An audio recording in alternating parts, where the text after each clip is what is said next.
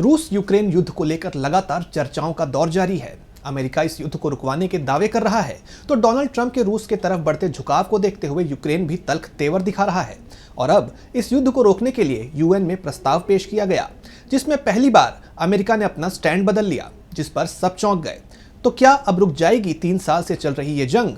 जानने के लिए देखिए ये रिपोर्ट। रूस यूक्रेन युद्ध को लेकर अमेरिकी राष्ट्रपति डोनाल्ड ट्रंप के रुख ने क्षेत्र में तनाव और बढ़ा दिया है। डोनाल्ड ट्रंप और यूक्रेनी राष्ट्रपति वोलोदिमीर ज़ेलेंस्की के बीच जुबानी जंग छिड़ गई है।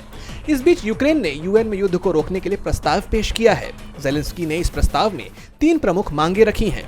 पहला, यूक्रेन से रूसी सेना की तत्काल वापसी। दूसरा, यूक्रेन में स्थायी और न्यायपूर्ण शांति। तीसरा, युद्ध अपराधों के लिए रूस की जवाबदेही। यूक्रेन के इस प्रस्ताव पर वोटिंग में जर्मनी, ब्रिटेन और फ्रांस जैसे प्रमुख यूरोपीय देशों ने समर्थन किया है, जबकि भारत और चीन समेत 65 देशों ने वोटिंग में हिस्सा नहीं लिया। यह प्रस्ताव 18 के मुकाबले 93 मतों से पारित हो गया। यूएन ने रूस को अपनी सेना को तुरंत वापस बुलाने को कहा है, लेकिन वोटिंग के दौरान जिस तरह से अमेरिका ने अपनी पुरानी नीतियों से उलट साथ ही यूरोपीय देशों के खिलाफ जाकर इस प्रस्ताव के विपक्ष में मतदान किया और इजरायल ने भी उसका साथ दिया, उसने सभी का ध्यान अपनी ओर खींच लिया। यही नहीं, अमेरिका की तरफ से भी यूएन में प्रस्ताव पेश किया गया था, लेकिन उसमें ना तो रूसी हमले का जिक्र था और ना ही रूस की किसी तरह से निंदा की गई थी। उनके प्रस्ताव में केवल दोनों देशों में हुए जानमाल के नुकसान पर शोक जाहिर किया गया। ट्रंप के इस रुख ने पूरे यूरोप की चिंता को और बढ़ा दिया है।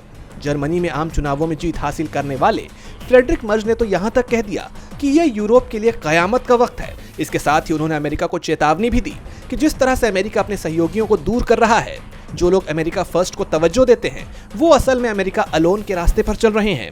वहीं ज़ेलेंस्की ने यूक्रेन के अंदर ही नाटो बनाने की बात कही है। इन घटनाक्रमों को देखते हुए ये तो साफ है कि इस क्षेत्र में तनाव बढ़ने वाला है। डीबी लाइव ग्लोबल की रिपोर्ट।